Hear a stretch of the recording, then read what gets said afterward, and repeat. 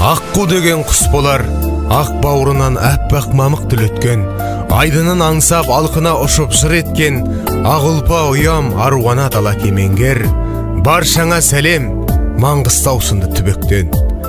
Маңғыстау деген май бүйір серке паңдала, талайлар кеткен таңдайын қағып таңдана. Ақ бөбектен арнасын алған сұлулық, мақтаулы қала ақтауға жатыр жалғана. Маңғыстау түбек түйіле қалса түнерген, сүйіне қалса сезімнен нәзік гүл өрген. Бұл даладан досан шыққан Исамен жауының басын жаһаннамаға жіберген. Маңғыстау деген тектілер туын тіккен жер, шайқалып шаңырақ қансырап қанша тіктелдел. Жандарымдарда жаналғыштарда баталмай, жауының өзі тағдырдан зауал күткен жер.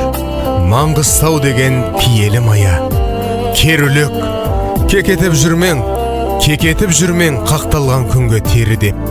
Құлағын жымып сұрлана қалған даланы ойлаңдар үнсіз бөрі деп. Қапыда қалмаң өлі деп. Маңғыстау деген ақ шағыл менен әппақ нұр, ар иманыңмен ақ босағасын аттап кір. Не деген менен тектіден туған тентектер атаның салтын, ананың тілін сақтап тұр.